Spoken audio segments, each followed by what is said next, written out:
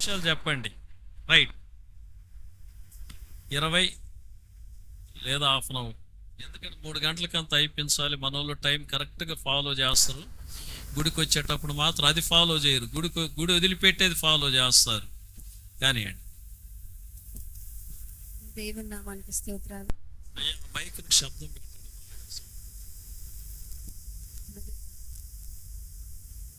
హల్లెలూయా. దేవుని నామానికి స్తోత్రాలు. సమయం ఇచ్చిన అయ్యగారికి, సంఘస్థులకు, సంఘ పెద్దలకు నా హృదయపూర్వక వందనాలు చెల్లించుకుంటున్నాను.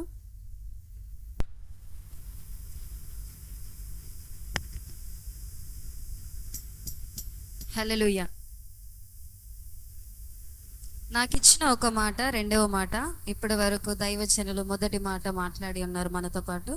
ఇప్పుడు రెండవ మాట ఒక్కసారి మనం చదువుకుందాము. లూకాసు వార్త 23వ అధ్యాయము 43వ వచనం. లూకాసు వార్త 23వ అధ్యాయము 43వ వచనం. అందుకు ఆయన వానితో, నేడు నీవు నాతో కూడా పరదీసులో ఉందువని నిశ్చయముగా నీతో చెప్పుచున్నాను నేను. ఆమేన్. ఎవరితో ఎవరు చెప్తున్నాడండి? రెండవ మాట యేసుక్రీస్తు సెలవులో పలికిన ఒక రెండవ మాట. ఎవరితో యేసుక్రీస్తు మాట్లాడుతున్నారంటే, అక్కడ యేసుక్రీస్తుని ఎవరి మధ్యలో వేశారండి? ఇద్దరు దొంగల మధ్యలో యేసుక్రీస్తుని వేశారనమాట. యేసుక్రీస్తు ఈ యొక్క మాట మాట్లాడింది దొంగతో మాట్లాడుతున్నాడు అన్నమాట. నిశ్చయముగా నీవు నాతో కూడా పరదేశులో ఉండు అని చెప్పనని యేసుక్రీస్తు మాట్లాడుతున్నట్టుగా మనం వింటూ ఉన్నాం. అదే విధముగా మత్తయి సువార్త 27వ అధ్యాయము 44వ వచనం చదువుకుందామండి. మత్తయి సువార్త 27:44. ఆయనతో కూడా సిలువ వేయబడిన బందీపోట్లు దొంగలను అలాగునే ఆయనను నిందించిరి. ఆమేన్. Thank you sister. ఇక్కడ మత్తయి 27:44 చూసుకున్నట్లయితే యేసుక్రీస్తుని దొంగల మధ్యలో వేశారండి. ఫస్ట్ ఇక్కడ నేను చదువుకున్న వాక్యంలో, నేడు నీవు నాతో కూడా పరదేశంలో ఉందవని నిశ్చయముగా యేసుక్రీస్తు చెప్పాడు కదండి. అక్కడ క్షమాపణ కలిగి దొంగ అడిగిన వెంటనే అక్కడ క్షమాపణ జరిగింది. ఇక్కడ ఎవరండి ఫస్ట్ మనం ఆలోచించవలసిందంటే, ఇద్దరు దొంగలు కూడా నిందించారండి యేసుక్రీస్తుని. ఏమని నిందించారనండి? ఇద్దరు కూడా, నీ వల్ల సాధ్యమైతే, నీ వల్ల సమస్తము సాధ్యం కదా, నీ వల్ల సాధ్యమైతే నిన్ను నువ్వు రక్షించుకొని నన్ను కూడా రక్షించవచ్చు కదా అని చెప్పనని ఇద్దరు దొంగలు కూడా అంటూ ఉన్నారంటే ప్రత్యేకంగా మొదటి దొంగ అన్నాడు అనమాట. ఫస్ట్ ఈ ఇద్దరు దొంగలు కూడా ఏం చేశారనంటే నిందిస్తూనే ఉన్నారు. ఇక్కడ మనం చదువుకున్నాం కదండి 27:44 ఇద్దరు దొంగలు కూడా నిందించారనమాట. ఇద్దరు దొంగలు నిందించిన తర్వాత అనేకులు, అక్కడున్న శాస్త్రులు కానీ పెద్దలు కానీ యేసుక్రీస్తుని హేళన చేస్తూ ఉన్నారనమాట. ఎక్కడ హేళన చేస్తున్నారంటే 23:35 వచనం చదువుకుందామండి. లూకాసు వార్త 23:35 వచనం. లూకాసు వార్త 23:35 వచనం చదువుకున్నట్లయితే మనకు స్పష్టముగా దేవుడు మనతో మాట్లాడుతాడండి. ప్రజలు నిలువబడి చూచుచుండిరి, అధికారులను వీడు ఇతరులను రక్షించిన, వీడు దేవుడు ఏర్పరచుకొనిన క్రీస్తు అయిన ఎడల తన్ను తాను రక్షించుకొననని అపహసించిరి. ఎవరండి? ఇద్దరు దొంగలు కూడా, అక్కడున్న అధికారులు కూడా అపహసిస్తూ ఉన్నారనమాట. హేళన చేస్తున్నారు, నిందిస్తూ ఉన్నారనమాట. నీ వల్ల అన్ని సాధ్యం అని అంటున్నావు కదా, మరి నిన్ను నువ్వు విడిపించుకొని మమ్మల్ని విడిపించవచ్చు కదా అని చెప్పినాను అక్కడ పాయింట్అవుట్ చేస్తూ ఉన్నారనమాట. ఇక్కడ జరిగిన ఒక సంఘటన నాకు అర్థమైన ఒక విధముగా నేను మీతోనే మాట్లాడుతున్నానండి. అక్కడ ఈ ఇద్దరు దొంగలు వేసినప్పుడు అనేకులంటే యేసుక్రీస్తు ద్వారా స్వస్థపడిన వాళ్ళు అనేకులు వచ్చారనమాట. ఎవరనంటే గుడ్డి వాళ్ళు, ఒక కళ్ళు లేని ఒక వ్యక్తికి దేవుడు కళ్ళు ఇచ్చాడు కదనండి. ఎవరైతే నడవలేక కుష్ఠరోగంతో ఉన్నారో వాళ్ళు వచ్చారు. అనేకులు దేవుని ద్వారా ఎవరెవరైతే స్వస్థత నొందారో వాళ్ళందరూ కూడా అక్కడ సిలువ చెంత నిలబడి విలపిస్తూ ఉన్నారనమాట. ఏమని విలపిస్తూ ఉన్నారంటే, యేసయ్యా మమ్మల్ని స్వస్థపరిచావు నాయనా తండ్రి, మమ్మల్ని మాకు ఒక కళ్ళు లేనప్పుడు, చూపు లేనప్పుడు మాకు చూపునిచ్చావే తండ్రి, మరి ఇలాంటి ఘోరము మేము చూడలేకపోతున్నాం తండ్రి అని చెప్పినని విలపిస్తూ ఉన్నారు. అనేకులు అంటే దేవుని ద్వారా ఎంతమంది స్వస్థత పొందారండి? 12 సంవత్సరాలు రక్తస్రావణతో ఓవర్ బ్లీడింగ్ అనమాట. 12 సంవత్సరాలు ఒక పీరియడ్స్ అవుతుందంటే ఒక స్త్రీకి ఎంత వేదనండి. ఆ స్త్రీ 12 సంవత్సరాలు బాధపడుతుందంటే తను విశ్వసించింది అనమాట. యేసుక్రీస్తు దగ్గరికి వెళ్తే నేను స్వస్థత కలుగుతాను, నాకు వచ్చేసి ఒక విడుదల ఉంటుందని ఆ స్త్రీ నమ్మిందనమాట. ఆ స్త్రీ కూడా వచ్చి సిలువ వైపు చూస్తూ సాక్ష్యం చెప్తూ ఉందనమాట. యేసయ్యా 12 సంవత్సరాలు నేను బాధపడ్డాగా తండ్రి, నీ చెంగును చిన్న ఒక ఎడ్జ్ చెంగును ముట్టగానే స్వస్థత కలిగిందనమాట. అప్పుడు ఆ స్త్రీకి 12 సంవత్సరాల నుంచి బాధపడే ఒక స్త్రీకి స్వస్థత కలిగింది. వీళ్ళందరూ సాక్ష్యాలు చెప్తూ ఉన్నారనమాట. తండ్రి ఇవి జరిగాయిగా తండ్రి, మాకు ఇవి జరిగాయిగా తండ్రి అని ప్రతి ఒక్కరు. లాజరు చనిపోయాడు అనమాట. చనిపోయిన తర్వాత లాజరు నువ్వు బయటికి రమ్మనగానే లాజరు బయటకు వచ్చారు. లాజరు విలపిస్తూ ఉన్నాడు అనమాట. తండ్రి ఏంటి నాయన, చనిపోయిన నన్ను లేపావు కదా తండ్రి, మరి నాయన తండ్రి ఈ ఘోరమైన పాపము, ఈ ఘోరమైన మరణము నేను చూడలేకపోతున్నా నాయన తండ్రి, నిన్ను పిడుగుద్దులు గుద్దుతున్నారు నాయన, నీ యందు ఉమ్ము వేస్తున్నారు తండ్రి అని వాళ్ళు ఈ సాక్ష్యాలన్నీ అక్కడ పలుకుతూ ఉన్నారనమాట. ఈ సాక్ష్యాలు పలుకుతూ ఉన్నప్పుడు 2 దొంగలు చూస్తూనే ఉన్నారండి. 2 దొంగలు చూస్తూ అక్కడ మొదటి దొంగ మనం చూద్దామనండి. లూకాసు వార్త 39 చూసుకుందామండి. లూకాసు వార్త 23:39 వచనము. వేలాడ వేయబడిన ఆ నేరస్తులలో ఒకడు ఆయనను దూషించుచు, నీవు క్రీస్తువు కదా, నిన్ను నీవు రక్షించుకొనుము, మమ్మును కూడా రక్షించమని చెప్పాను. ఆమేన్. ఫస్ట్ మనం మాట్లాడుకున్నాం కదండి, ఏమని అన్నాడు ఫస్ట్ దొంగ? నిన్ను నువ్వు రక్షించుకొని మమ్మల్ని కూడా రక్షించవచ్చు కదా అని ఒక క్వశ్చన్ మార్క్ వేస్తున్నాడు అనమాట. దేవుని యొక్క మహత్యము, దేవుని యొక్క ప్రేమ, దేవుని యొక్క త్యాగము అది కొంచెం కూడా ఎవరు కూడా అక్కడ ఆ దొంగకి కొంచెం కూడా పశ్చాత్తాపం కలగలేదండి. ఆ 2 దొంగలు ఎలాంటి వాళ్ళంటే క్రూరమైన దొంగలండి. ఒక చిన్న పసిబిడ్డను కూడా వదిలిపెట్టారండి వాళ్ళు. పసిబిడ్డను చంపేయాలంటే చంపేయాలి, ఒక అమ్మాయిని వ్యభిచారం చేయాలంటే చేసేయాలి.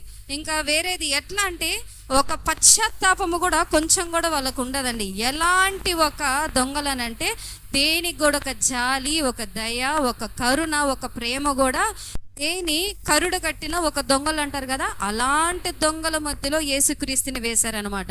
యేసుక్రీస్తుని వేసినప్పుడు అక్కడ ఆ దొంగ హేళన చేస్తూ ఉన్నారు. నువ్వు క్రీస్తు అయితే నిన్ను నువ్వు రక్షించుకొని నన్ను నువ్వు రక్షించవచ్చు కదా అని. వెంటనే 2వ దొంగ ఏం మాట్లాడుతున్నాడో మనం చదువుకుందామండి. అదే 40వ అధ్యాయము. అయితే 2వ వాడు వానిని గద్దించి, నీవు అదే శిక్షా వీధిలో నున్నావు కనుక దేవునికి భయపడవా? దేవుడు నామని కొందలానండి. ఇక్కడ ఎంత అద్భుతంగా అండి, ఎంత అద్భుతంగా 2వ దొంగ, 2 దొంగలు ఉన్నారు. మొదటి దొంగ దేవుని హేళన చేస్తున్నాడు, నిన్ను నువ్వు రక్షించుకొని నన్ను రక్షించవచ్చు కదని. 2వ దొంగ మొదటి దొంగని గద్దిస్తున్నాడు.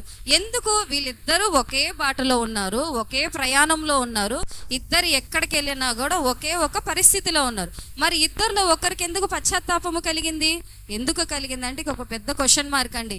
ఇక్కడ వచ్చిన అనేకులు దేవుని యందు స్వస్థత ఎవరెవరికైతే కలిగిందో వాళ్ళ సాక్ష్యం పలుకుతూ ఉన్నారనమాట. ఏం సాక్ష్యము? తండ్రి నా జీవితంలో ఇలా చేసావు, నా జీవితంలో ఇలా చేసావు తండ్రి, నా జీవితంలో ఇలాంటి ఒక అద్భుతం చేసావని అనేకులు. లాజరు కానీ, ఆ కళ్ళు వచ్చిన అతను కానీ, తర్వాత ఈ స్త్రీ కానీ, ఆ 12 సంవత్సరాలు ఆమె రక్తస్రావంతో ఈ స్త్రీ కానీ, వీళ్ళందరూ కూడా సాక్ష్యాల ద్వారా వాళ్ళ కన్నీటితో దేవుని ప్రలాపిస్తూ ఉన్నారనమాట. తండ్రి మేము చూడలేకపోతున్నాం, తండ్రి మా వల్ల కావట్లేదు అని. ఇవన్నీ ఎవరు గమనిస్తున్నాడు? ఈ 2వ దొంగ గమనిస్తూనే ఉన్నాడండి.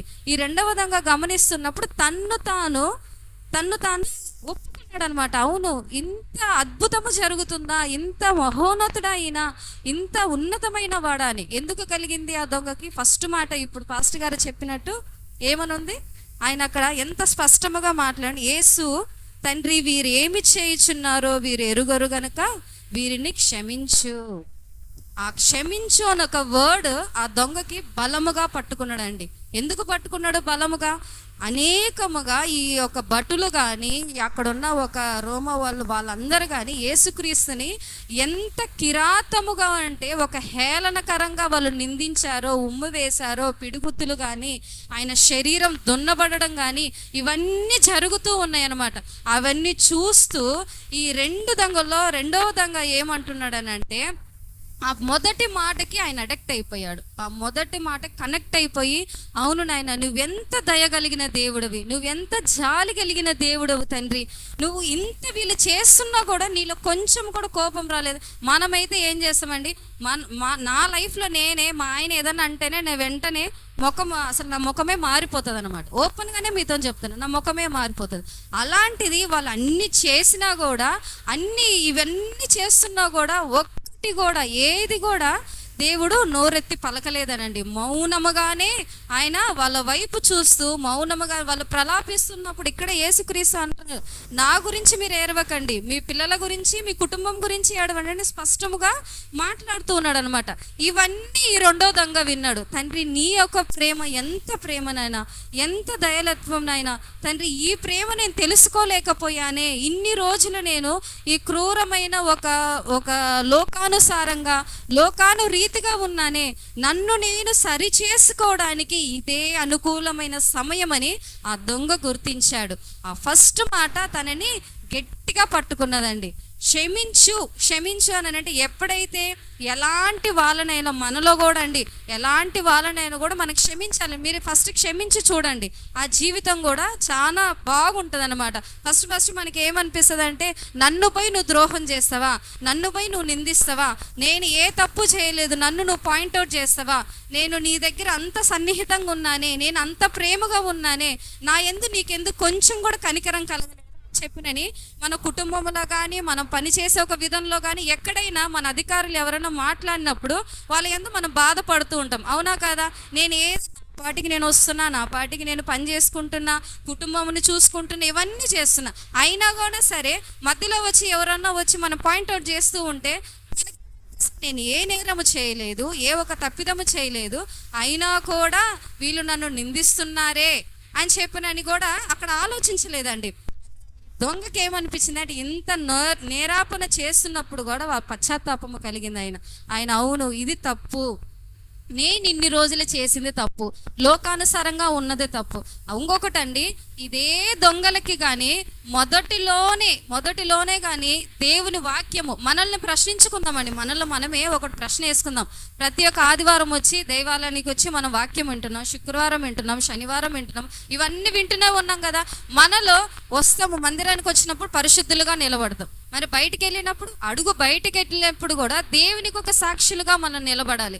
మనం ఎవరైతే మనల్ని చూసినప్పుడు, ఈ యొక్క బిడ్డ, ఈ యొక్క బ్రదరా దేవునికి సాక్షిగానే ఉంటారు, వాళ్ళు తప్పు చేయరు, వాళ్ళు నిజాయితీగా ఉంటారని చెప్పిన అలాంటి సాక్ష్యం ఎప్పుడైతే మనం పొందుతామో దేవునికి సన్నిహితం ఉంటాం అనమాట. కానీ ఈ దినాలలో ఎలా ఉన్నామంటే, మందిరానికి వస్తాము నామకే వాస్తేనని అంటారు కదా, పేరుకైతే వస్తాం, కానీ బయటికి వెళ్ళగానే మన క్రియలు మనం స్టార్ట్ చేస్తాం అనమాట. అలాంటి క్రియలలో ఎవరున్నారు? దొంగ ఉన్నాడు అనమాట. కానీ ఆ దొంగ కానీ మనకి ఇలాంటి భాగ్యం మనకు దొరికింది వినడానికి, చేయడానికి. ఆ దొంగకు దొరకలేదండి. ఆ దొంగకి ఎప్పుడు దొరికింది? కల్వరి సిలువలో లాస్ట్ మరణపు అంచులో ఉన్నప్పుడు యేసుక్రీస్తువు మొదటి మాట, రెండవ మాట మాట్లాడినప్పుడు ఆయన ఎంతో తండ్రి, ఇన్ని మాటలు నేను వినలేకపోయానే, నీ యొక్క అద్భుతమైన మాటలు నేను గ్రహించలేకపోయానే, ఇప్పుడు నీ భాగ్యము నాకు ఇచ్చావని ఆయన ఎంత పశ్చాత్తాపంతో అడుగుతున్నారో 41వ అధ్యాయం మనం చదువుకుందాము. అదే లూకా సువార్త 23వ అధ్యాయం 41. మనకైతే ఇది న్యాయమే, మనము చేసిన వాటికి తగిన ఫలము పొందుచున్నాము, కానీ ఈయన ఏ తప్పిదము చేయలేదని చెప్పి ఆయనను చూచి, యేసు, నీవు నీ రాజ్యములోకి వచ్చినప్పుడు నన్ను జ్ఞాపకము చేసుకోనమనెను. దేవుని నామానికి స్తోత్రాలండి. అక్కడ దొంగ ఎంత ఒక పర్ఫెక్ట్గా మాట్లాడుతున్నారండి. అక్కడ జరిగిన ఎంత అద్భుతంగా తన్ను తాను ఒప్పుకున్నాడు, నేను ఘోరమైన పాపిని, నేను నేరస్తుని ఒప్పుకున్నాడు. ఇదే నాకు అనుకూలమైన సమయము, ఈ సమయము లేకపోతే నాకు మారు మనసు కలగదని యేసుక్రీస్తుని ఆయన నమ్మాడు. ఆయన రాజ్యాన్ని నమ్మాడు. ఆయన తర్వాత మరణించిన తర్వాత ఒక రాజ్యం ఉందని నమ్మాడు కాబట్టి ఏమని అడుగుతున్నాడు, నీ రాజ్యం జ్ఞాపకము చేసుకొనుము అని ఎంత వినయముగా అడుగుతున్నాడండి. అప్పుడు మొదటి దొంగకి ఎందుకు కలగలేదు, రెండో దొంగకి ఎందుకు కలిగింది? ఇలాంటి వాళ్ళం మన మధ్యలో కూడా ఉన్నాం, మన సంఘములో ఉన్నాము, మన బంధువులో ఉన్నాము, అందరిలో ఉన్నాం అన్నమాట. ఇప్పుడు ఇద్దరు దొంగలు ఒక క్యారెక్టర్ తీసుకున్నట్లయితే ఒక ఇంటిలో చూసుకున్నప్పుడు కూడా ఒకరు ఒక టైప్ ఉంటారు, ఒకరు ఇంకొక టైప్ ఉంటారు. ఫస్ట్ దొంగ టైప్ ఒకలాగుంటారు, రెండవ దొంగ పశ్చాత్తాపము కలిగి తన నేరము తను ఒప్పుకొని తన చేసిన ఒక పాపాన్ని ఒప్పుకొని దేవుని వినయము కలిగి అడుగుతున్నాడు అనమాట, నన్ను నీ రాజ్యములో జ్ఞాపకము చేసుకోమని. ఒక్కసారి మన మనసుల వైపు, మనము హృదయము వైపు మనం చేతులు పెట్టుకొని, అవును నాయన, ఇంతవరకు నాయన తండ్రి నేను ఎంతో పాపము చేశాను నాయన, నన్ను దయతో క్షమించని మీరు అడిగినట్లయితే వెంటనే క్షమిస్తారండి. ఆయన చేతులు వచ్చి కొరచగా ఉండవండి. ఆయన విశాలము కలిగిన దేవుడు, ఆయన ప్రేమ విశాలమైనది. ఎందుకండి త్యాగం చేయాలి, ఎందుకండి ఇవన్నీ ఆయన చేయాలి అనుకుంటే, ఎందుకు ఇవన్నీ ఆయన చేయాలి, ఎందుకు వర్తమానం రాయాలి, ఎందుకు ఈ జీవ గ్రంథం మనకి ఇవ్వాలి, దీని తర్వాత నరకము ఉంది అని నిశ్చయం బైబిల్లో మనకు చెప్తూనే ఉన్నాడు. అలాంటి నరకానికి మనకు వెళ్ళకూడదు. పరలోక రాజ్యములో పరదేశిలో ఆయనతో పాటు మనం స్తుతించాలి, ఆయనతో పాటు గణపరచాలి. మనకు ఒక రాజ్యం ఉందండి, ఇక్కడే కాదు, ఈ భూలోకమే రాజ్యం కాదు మనకి. ఇక్కడ ఉంటే ఎన్ని రోజులు ఉంటామంటే, ఉంటే ఒక 80 సంవత్సరాలు ఉంటాం అంతే. వచ్చిన కాలాన్ని బట్టి 70 లేకపోతే 60, దానికి మించి ఏమన్నా ఉంటున్నామా? అప్పుడు మనల్ని మనమే పరిశోధించుకోవాలి. తండ్రి, అవును నాయన, ఇదే లాస్ట్ ఒక గుడ్ ఫ్రైడే అనుకుందాం, తండ్రి నీ రాకడ అతి త్వరలో రాబోతుంది తండ్రి అని. అవును, మరి ఇప్పుడు ఒక ఎగ్జాంపుల్కి అనుకుంటే, దేశాలు గొడవలు జరుగుతాయి అన్నాను, యుద్ధాలు జరుగుతూనే ఉన్నాయి. కరువు కాలం వస్తుందని కరువు కాలం రానే వచ్చింది, కానీ ఇప్పటికైనా మనం గ్రహిస్తున్నామా? ఆ దొంగకు ఒక అవగాహన లేదండి, ఇప్పటికు టైం కూడా ఏం మించిపోలేదండి. మనం మనసారా, అవును నాయన నన్ను క్షమించు నాయన, నా పాపాలను క్షమించము నాయన, నా ఒక నేరాలను క్షమించము నాయన, నా ఒక మాట తీరుని క్షమించు నాయన. ఎప్పుడైతే మనం బలముగా ఆయన వైపు నిలబడినట్లయితే, ఆ ఏ దొంగకైతే పరలోకములో ఆ పరదేశంలో స్థానం ఇచ్చాడో, మనల్ని కూడా చెయ్యి పట్టుకొని తీసుకెళ్లే ఒక మహోన్నతుడండి. ఆయన అంత ప్రేమగా మనల్ని పిలుస్తూ ఉన్నాడు. ఆయన త్యాగము ఎలాంటి త్యాగం అని అంటే ఎవ్వరు కూడా చేయలేరండి. నేను నిజముగా చెప్తున్నాను, ఎవ్వరు కూడా చేయలేరు. మనం ప్రతిదినము వాక్యం వింటాం, ప్రతిదినము దేవుని యందు సన్నిహితంగా ఉంటాం, ప్రతిదినము ప్రతి ఒక్కడు చేస్తుంటాం. కానీ మన పరిస్థితులను బట్టి యేసుక్రీస్తు అంటున్నాడు కదా, నా మార్గములో నడిచినప్పుడు అనేకమైన ముళ్ళబాటలు ఉంటాయి. అవును, యేసుక్రీస్తు మార్గంలో నడిచినప్పుడు అనేకమైన శోధనలు వస్తూనే ఉంటాయి. ఆ శోధనలు జయించడానికి ఎవరండి బలం ఇస్తారు? యేసుక్రీస్తు తప్ప ఎవరు బలం ఇయ్యరండి. ఎలాంటి శోధనైనా, ఎలాంటి ఒక క్రియ అయినా ఆయన తప్ప ఎవరు కూడా మనల్ని ఆ శోధన నుంచి విడిపించాడు. ఎలాంటి ఒక ప్రాబ్లం అయినా కూడా ఆయన మార్గములో నడిచినప్పుడు, ఆయన మార్గములో మనం అనుదినము నడవకుండా లోకానుసారం వైపు లోకం వచ్చి మనకు సాతాను ఏంటంటే అనేకమైన ఆశలు మనకు చూపిస్తూ ఉంటుంది అనమాట. నువ్వు ఈ లోకంలో ఒక 70 సంవత్సరాలు బతుకుతావు కదా, ఇప్పుడు అన్నీ ఏమంటారు హ్యాపీగా అనుభవించేసేయి, నువ్వు ఇది తినాలా తినేసేయి, నువ్వు ఈ వస్త్రాలు వేసుకోవాలా వేసుకే, లేకపోతే నువ్వు సినిమాలకు వెళ్ళాలా వెళ్ళిపో అని చెప్పనని మనకు అన్ని అట్రాక్టివ్గా చూపిస్తుంది అనమాట. ఏదైతే దేవుని మార్గం వచ్చేసి ఎలా చూపిస్తుంది అంటే కొంచెం చూపిస్తుంది, లోకమును ప్రకాశముగా చూపిస్తుంది, దేవుని యొక్క మార్గము కొంచెముగానే. దేవుని మార్గం రాగానే ఏమనుకుంటాం అందరము, అయ్యో ఆయన దగ్గరికి, యేసుక్రీస్తు దగ్గరికి వెళ్తే వినయము కలిగి ఉండాలి, ప్రార్థించాలి, మౌనముగా ఉండాలి, యేసుక్రీస్తు ఎలా నడిచాడో అదే విధంగా నడవాలి అని అనుకుంటూ ఉంటాం. కానీ ఎప్పుడైతే నువ్వు ఇరుకు బాటలో నడుస్తావో నీకు విశాలత ఈ యొక్క లోకములో కాదండి, ఈ యొక్క భూలోకము కాదు, పరలోక రాజ్యములో మనకు విశాలత. అక్కడ మనకు పెడతాడండి. ఆ ఇంటికి మనము వారసులు కావాలి, ఆ ఇంటిని మనము స్వాధీనం చేసుకోవాలి. దాని గురించి నిరీక్షణ కలిగి ఉండాలి. మీ కుటుంబంలో కానీ ఎవరైతే మారు మనసు కలిగి లేకుండా ప్రార్థించండి. ఈ దినము మారకపోతే రేపు మారుతారేమో, లేకపోతే మీ బంధువులో కానీ సంఘము గురించి భారము కలిగి ఉండాలి. మన సంఘములో ఎవరెవరైతే ఇంకా మారు మనసు కలిగి లేరు, యవనస్తుల గురించి కానీ ఇంకా వృత్తిలో ఉన్న వాళ్ళు కానీ ఇంకా అనేక మంది ఉన్నారనమాట. వాళ్ళ గురించి మనం ప్రార్థన కలిగి ఉండాలి. తండ్రి, నా సంఘములో ఒక్కరు కూడా నశించొద్దు తండ్రి, నీ రాజ్యములో జ్ఞాపకము చేసుకుని ఆయన నీ రాజ్యములో మీ వారసులుగా ఉండాలని చెప్పని మనం ఎప్పుడైతే దేవునికి సన్నిహితముగా ఆయన కుడిపార్శ్వము వైపు ఎవరినండి పెట్టుకున్నారు? లాజరు కథ, తర్వాత ధనవంతుడు కథ, లాజరు కథ మనకు తెలిసిందే కదా. ధనవంతుడు ఎలా ఉన్నాడు, లాజరు ఎలా ఉన్నాడు? ధనవంతుడు ఎలా ఉన్నాడు, లాజరు ఎలా ఉన్నాడు? లాజరు వచ్చి ఎవరి దగ్గర? అబ్రహాము పాశమున కుడి పాశము వైపు ఆయన కూర్చొనివాడు. అలాంటి ఒక ధన్యత మన అందరికీ ఇచ్చి ఉన్నాడు, కానీ మనం అందరం పోగొట్టుకుంటున్నామండి. ఇదే లాస్ట్ అనుకూలమైన సమయమేమో దొంగ గ్రహించినట్లు మనము గ్రహించాలి. అవును నా రాజా, ఈ యొక్క సమయము లేకపోతే మళ్ళీ నాకు సమయం దొరకదు అని అడిగిన తన విశ్వాసము కలిగి అడిగాడండి. ఆయన ఏదో మౌనముగా అడగలేదు, విశ్వసించాడు. ఈయన రాజు, ఈయనకు ఒక రాజ్యం ఉంది, మనం చనిపోయిన తర్వాత రాజ్యం ఉందని నమ్మిండు కాబట్టి ఆ దొంగ ఎక్కడైతే నమ్మాడో ఆ రాజ్యమునకి ఫస్ట్ ఎవరు తెలుసండి? పరదేశికి వెళ్ళింది దొంగేనండి. ఎవ్వరికి అలాంటి భాగ్యం దొరకలేదు. ఆ దొంగ అక్కడ అడిగిన వెంటనే, చనిపోయిన వెంటనే యేసుక్రీస్తు ఎవరిని మొదటగా అక్కడ తీసుకెళ్ళాడు? దొంగనే తీసుకెళ్ళాడు. దొంగకి ఇంత ఒక ఏమంటారు పశ్చాత్తాపము కలిగి దేవుడు క్షమించాడంటే ఈ దినము నిన్ను కానీ నన్ను కానీ క్షమించాడండి? ఖచ్చితంగా క్షమిస్తాడండి. ఇదే అనుకూలమైన సమయము, ఈ సమయం లేకపోతే లేదు అని ఎప్పుడైతే మనం గ్రహిస్తామో నెక్స్ట్ ఒక గుడ్ ఫ్రైడేకి ఉంటామో లేదో మనకే తెలియదు. ఇప్పుడే అన్నీ కూడా అనేకమైన రోగాలు వస్తున్నాయి, అనేకమైన నిందలు వస్తున్నాయి, అనేకమైన తిండిని గురించి కానీ ఏదైనా కూడా ఏది తినాలో ఏది తాగాలో కూడా ఒక భయం అనేది వస్తుంది. అలాంటి ఒక సిచ్యువేషన్లో ఉన్నాం. కానీ ఇప్పుడే మన మనస్సు పూర్తిగా యవనస్తులు కానీ పెద్దలు కానీ చిన్నలు కానీ, తండ్రి ఇంతవరకు నేను చేసినది పాపము నాయన ప్రభా, ఇది మొదలుకొని నేను నీ యందు నిరీక్షణ కలిగి ఉంటానైనా, ఇది మొదలుకొని నాయన ప్రభా నీ యందు నాయన ఒక సాక్షి బిడ్డగా ఉంటానైనా, నీ రాకడ సమీపముగా ఉన్నది నాయన. ఈ క్షణం వచ్చినా కూడా నాయన తండ్రి నా కుటుంబాన్ని వదిలేసి నీ యందు రావడానికి నేను సిద్ధము కలిగి ఉన్నాను నాయన అని ఎప్పుడైతే నువ్వు అనుకుంటావో అది నీ కుటుంబానికి కూడా మారు మనసు కలిగి, నీ ఒక్కరు మారినా చాలు నీ కుటుంబం కూడా మారుద్దండి.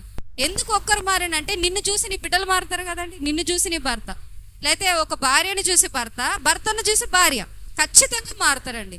ఎప్పుడైతే ఇవన్నీ జరుగుతున్నాయి, దొంగకు మార్పు కలిగినప్పుడు, ఈ సాక్ష్యాలన్నీ చూసి మార్పు కలిగినప్పుడు అనుదినము మనం వాక్యాలు వింటున్నాం, అనుదినము ఇక్కడ జరిగిన ఒక సత్యాలన్నీ వింటున్నాం. కానీ ఎందుకు మనలో మార్పు కలగలేదు?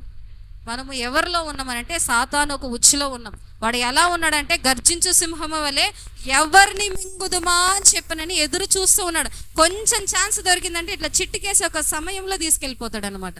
కానీ మనము మెలకువ కలిగి, దొంగ ఎలా మెలకువ కలిగి తన్ను తాను ఒప్పుకొని, అవును నాయన నేను చేసిన దానికి నాకు ఈ శిక్ష తగును, కానీ నువ్వు ఏ నేరము చేయలేదు తండ్రి, కానీ నువ్వు మా గురించి పడుతున్నావు, నీ రాజ్యములో నన్ను జ్ఞాపకము చేసుకో తండ్రి అని అనగానే నిశ్చయముగా నువ్వు నాతో కూడా పరదేశంలో ఉందమని అక్కడ దొంగతో పలికినట్లుగా మాట్లాడుతాను. లాస్ట్ గానండి ప్రకటన గ్రంథం 2:7 అధ్యాయం. ప్రకటన 2:7 వచనం. ఇదిగో ఆయన మేఘారూపుడై వచ్చుచున్నాడు, చెప్పండి, ప్రతి నేత్రము ఆయనను చూచును, ఆయనను సిస్టర్ 7 సిస్టర్ 2:7 చెవిగలవాడు ఆత్మ సంగముతో చెప్పుచున్న మాట వినుగాక, జయించువానికి దేవుని పరదేశులో ఉన్న జీవ వృక్ష ఫలములను భుజించును. ఎంత ధన్యతనండి, ఎంత గొప్ప మాట అండి మాట్లాడుతూ ఉన్నాడు. ఎంత ప్రేమగా మాట్లాడుతున్నాడండి. మరి దొంగకి పరదేశిలో సోటిచ్చినప్పుడు ఆ పరదేశిలో ఏముందంట? జీవవృక్ష ఫలం అండి. ఆ ఫలము మనం తినడానికి, ఆ ఫలము మనం భుజించడానికి స్థిరము కలిగి ఉండాలి. ఆ ఫలము లేక ఎప్పుడైతే ఆ పరదేశిలో మనం ఫస్ట్ ఎంట్రీ ఉంటుందో, ఆ తర్వాత యేసుక్రీస్తు రెండవ రాకడ వచ్చినప్పుడు పరలోక రాజ్యానికి తీసుకెళ్ళడానికి ఆయన సిద్ధము కలిగి ఉన్నాడు. కానీ మనము పరిశోధించుకొని మనము ఆయన వైపు నిరీక్షణ కలిగి ఎప్పుడైతే ఉంటామో మన జీవితాలలో అనేకమైన మేలులు కూడా సమీపముగానే ఉన్నాం. కానీ మన కళ్ళు మూయబడి ఉన్నాయి కదండి. ఎంతమంది ఎవ్వరు మాట్లాడినా కూడా ఏమనిపిస్తుంది, చెప్పినవులే నువ్వు ఒక్కదానివే చెప్తూ ఉంటావు.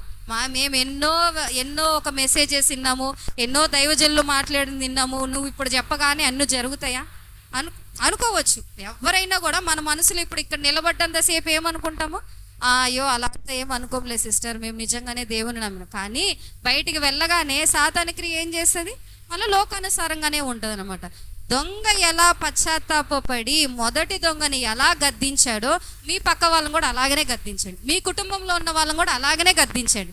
ఎప్పుడైతే మీరు అలా గద్దిస్తారో మీ కుటుంబము పరలోక రాజ్యానికి కానీ పరదేశికి కానీ ఈ క్షణమే కూడా తీసుకెళ్ళిపోవచ్చు. యేసుక్రీస్తు ఆయన సంతోషముగా ఉన్నాడు, చేతులు జాపుతూ ఉన్నాడండి. ఇలా చేతులు జాపే వాళ్ళు ఎవరున్నారండి? మన గురించి మన కుటుంబాన్ని ఎవరు కూడా రక్తం చిందించలేదండి. ఇప్పుడు ఎవరు తల్లిగారు మరణించారండి. ఆ తల్లిగారు మరణించారంటే ఎంతసేపు ఏడుస్తాం? సంవత్సరం మొత్తం ఏడుస్తూనే ఉంటామా? ఆ క్షణం వరకే. కానీ యేసుక్రీస్తు మన మార్పు గురించి దినదినము ఏడుస్తున్నాడు అనమాట. మనం కొంచెం తొట్టిల్లు పోగానే ఆయన వేదనతోనే చూస్తూ ఉన్నాడు అనమాట. అయ్యో బిడ్డ, ఇది కరెక్ట్ కాదు నాన్న, ఇది కరెక్ట్, ఈ మార్గములో రా ఆయన గద్దిస్తూనే ఉన్నాడు. కానీ ఏ గద్ది లోబడి ఉన్నామనండి? కొంచెమైనా ఒక మారు మనసు కలిగి ఒక విజ్ఞాపన, దేవుని యందు విజ్ఞాపన కలిగి, అవును నాయన ఇది మొదలుకొని, అవును నా రాజా ఇదే నాకు అనుకూలమైన సమయం, ఇదే లాస్ట్ ఒక మెసేజ్, ఈ ఒక మెసేజ్ తర్వాత నేను వింటానో ఉండనో అని ఎప్పుడైతే ఆ దొంగ గ్రహించాడో అదే విధంగా మనం గ్రహించినట్లయితే ఆయన రాజ్యంలో వారసుల వరే మనం ఉంటామని ఈ ఒక చిన్న వాక్యం దేవుని దీవించును గాక. ఆమేన్.